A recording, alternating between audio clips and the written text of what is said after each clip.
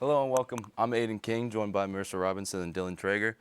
The Indiana Hoosiers had an historic win in Eugene, Oregon last Saturday. Let's talk about let's talk about the rest of the season, looking for the Hoosiers and the Oregon Ducks, and what the postseason looks like. Marissa, I'll go to you first. I think Indiana and Oregon will both make it to the college football playoff. I think Indiana deserves it more, to be quite honest. I think they've had a tougher schedule than Oregon, and I think they've earned it more. I think they'll make it to the semifinals. Beyond that, not too sure. I think this was the biggest win in the college football regular season amongst the entire league. I think this was massive for Indiana, and I don't see a single loss on the schedule coming up. You look at Penn State, James Franklin's out as head coach, Drew Aller's out for the season. I'm writing that off as an easy win. And the fact that Maryland or UCLA is your hardest game on schedule, I think there's better odds they go undefeated than lose a game this year. I agree, but UCLA coming off two big wins, one at home, one and away. I think that momentum might get rolling. What do you think about that? I think that's the toughest game. It's a sold-out home game, and I think with the way Indiana's been dominating, yeah, you could say, oh, maybe it's a trap game. I think Indiana just beats them out the house. Agreed. I think the Nittany Lions are going to roll over like puppy dogs in their home stadium.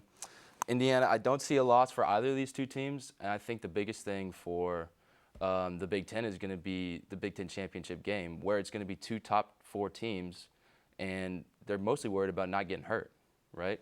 I think the national championship game is going to be, again, Indiana, Ohio State, just a run back of the Big Ten championship. That's where we'll get the best football of the year. Now, moving on from the football field into the NBA court, preseason predictions. What do we got coming out of the East and the West?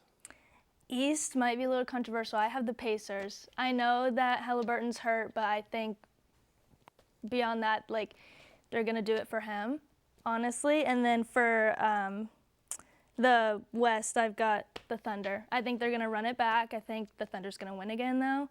They're a young team. They won it bad. They're going to get it.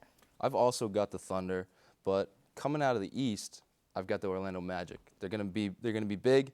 They're back from injuries from last year, and they got 2 big pickups of Desmond Bane. Scorer, got Tyus Jones, who's a ball handler.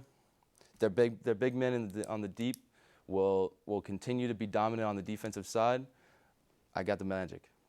I got Cleveland taking the East. I think this team is so dominant. They got such a great starting lineup, and they killed the offseason, bringing in Larry Nance and Thomas Bryant, some good size. They traded for Lonzo Ball. He's got the best court vision in the league.